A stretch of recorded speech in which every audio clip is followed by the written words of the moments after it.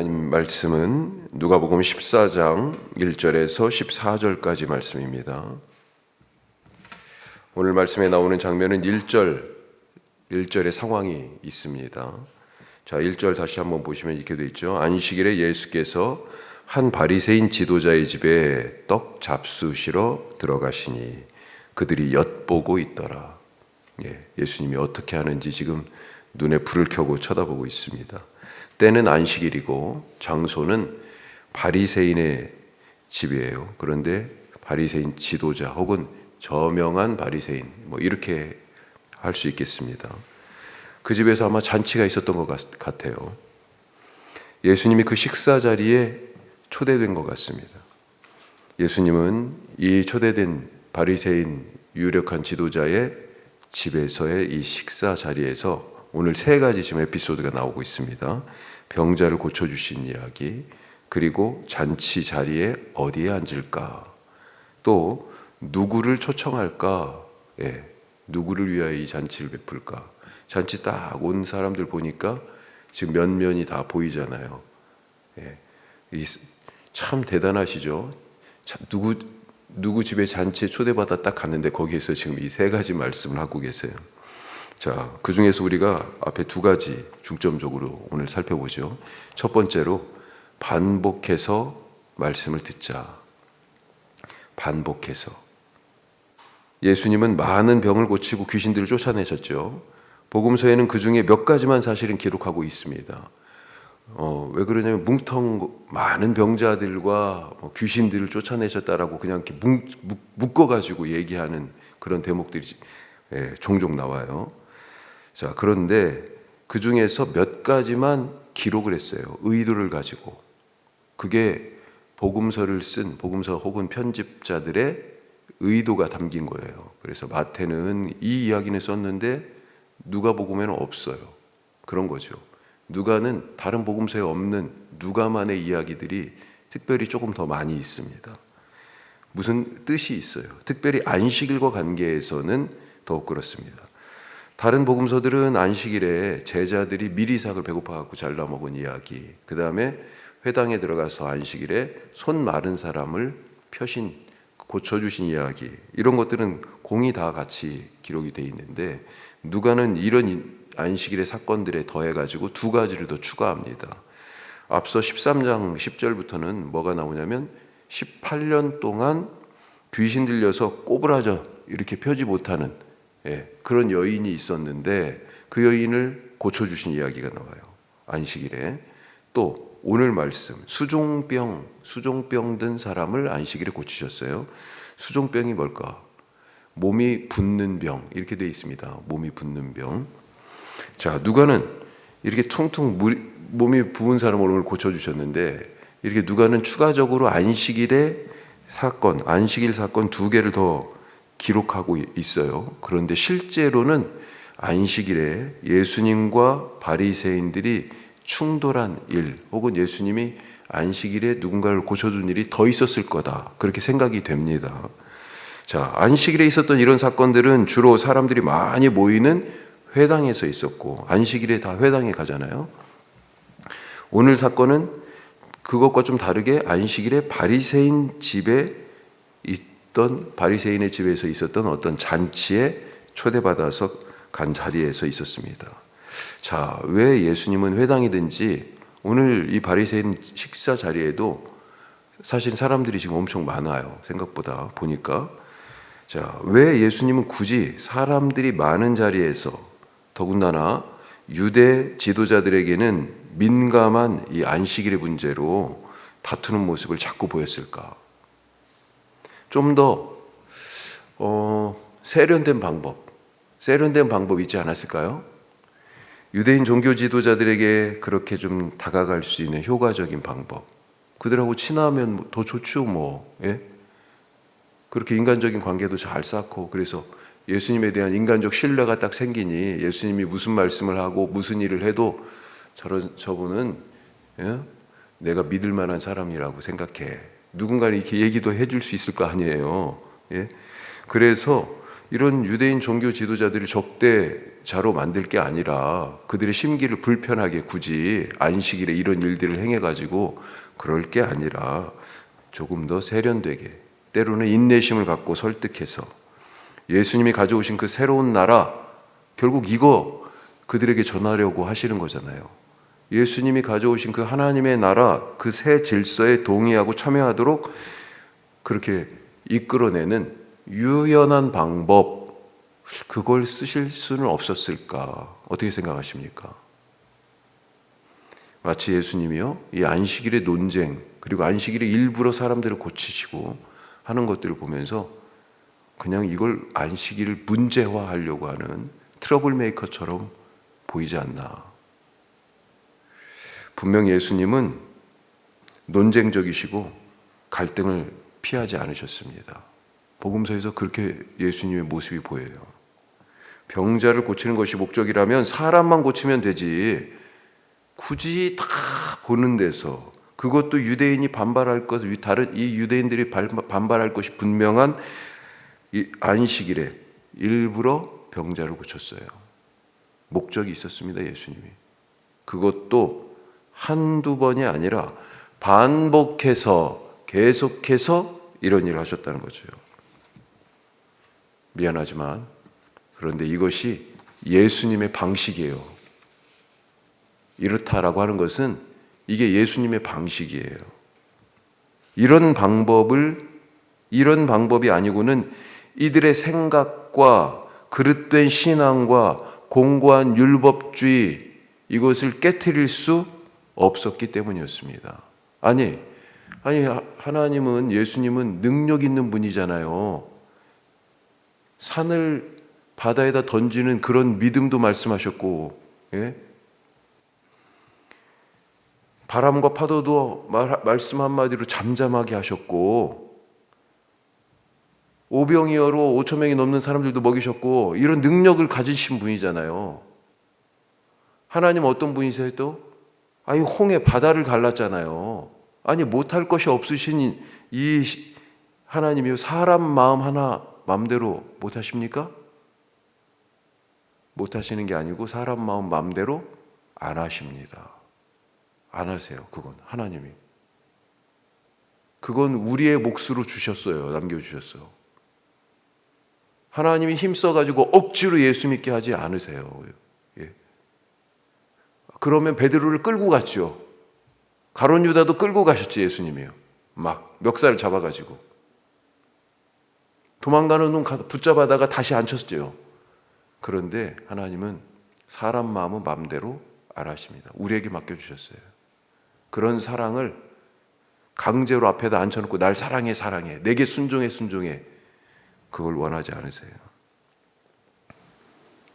바리새인들이, 이 율법주의에 찌든 이 유대인들이 마음을 스스로 돌이켜 주님 앞에 오기를 원하셨어요.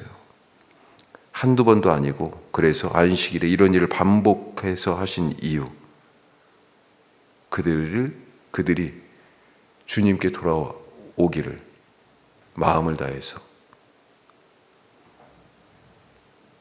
왜 한두 번도 아니고 반복해서 예수님 하실 수밖에 없었을까요? 그들의 마음이 강팍했기 때문에. 모세도 그랬잖아요. 바로에게 몇 번 갔습니까? 한 번 갔어요? 내 백성 내놔라 한 번 얘기했습니까? 또 가고 두 번, 또 세 번, 네 번. 왜요? 성경에 뭐라고 돼 있어요? 출애굽기에 바로가 마음이 강팍했다고 돼 있습니다. 강팍해서. 결국은 자기 자식 맏아들 잃고 나서야 그 강팍한 마음이 무너졌어요. 오늘도 예수님이 안식일에 수종병자를 고치시는 것에 마음 불편한 사람들이 있습니다. 저것이 그냥 자기들 마음을 쾅 쳐요. 그들 입장에서는 아프게 해, 예수님이. 그들에게 아들이나 소가 우물에 빠졌으면 안식일에 끌어내지 않겠느냐? 예수님이 이렇게 얘기하시잖아요. 그 사람 고쳐주고. 사람들 입이 그런 말에, 예수님의 말씀에 대답할 말을 잃어요. 말은 못하겠고 반박할 말은 없고 속 터지는 거죠. 그래서 그때그때마다 이렇게 어떤 사람들은 분개하지만 어떤 사람들은 뭐예요? 마음이 쿵 한 대 지금 맞은 거잖아요. 그 율법주의로 단단했던 율법의 그 마음의 벽에 금이 가는 겁니다.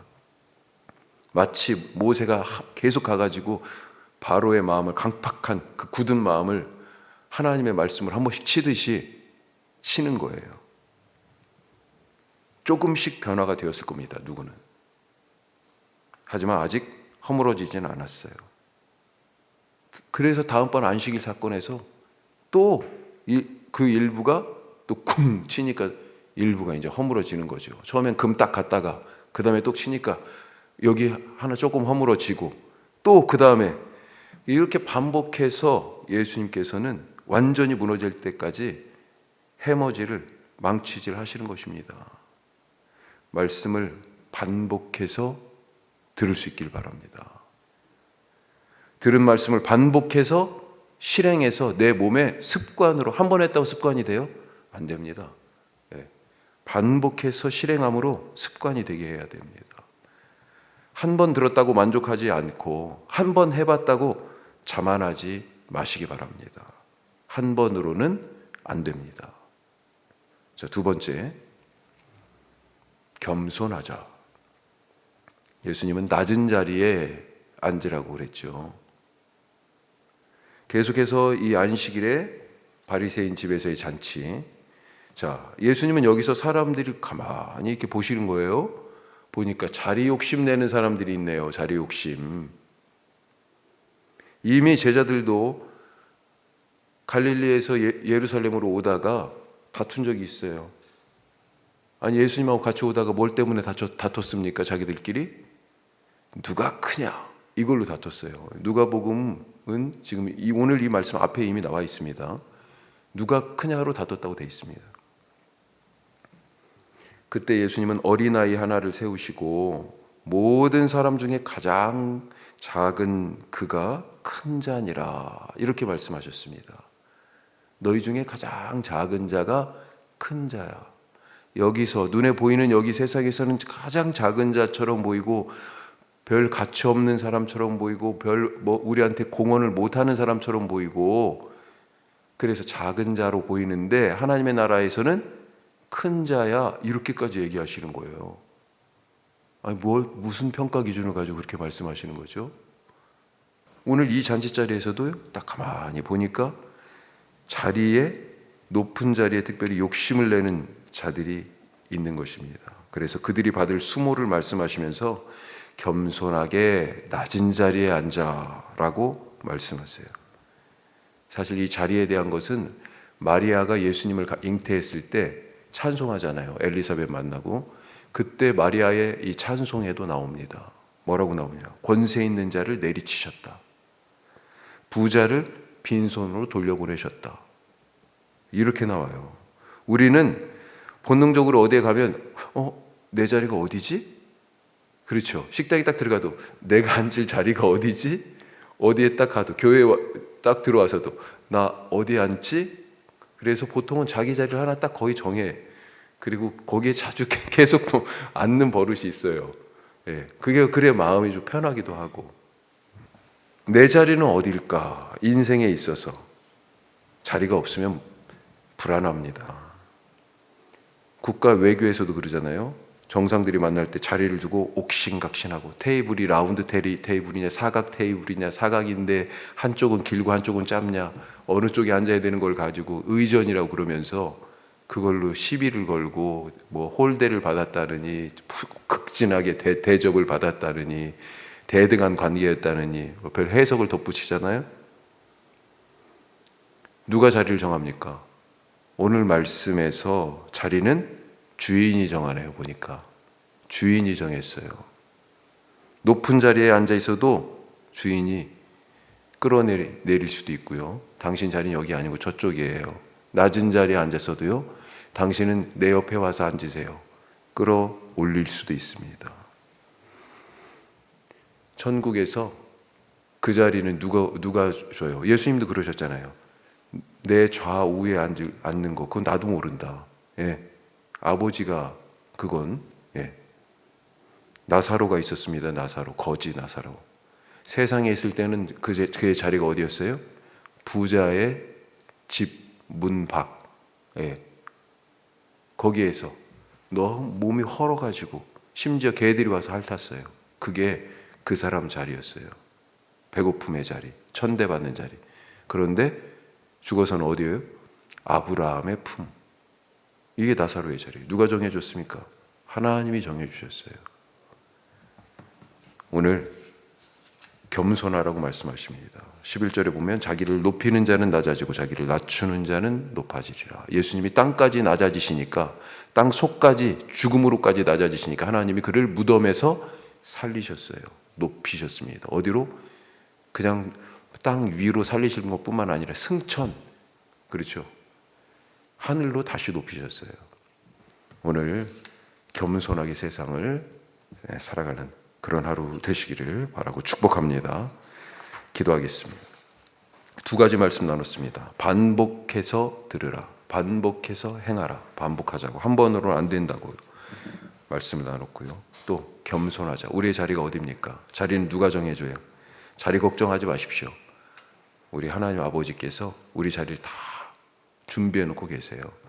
세상에서 내 자리 없다 답답해하지 마십시오. 불안해하지 마십시오. 우리 자리가 다 있습니다.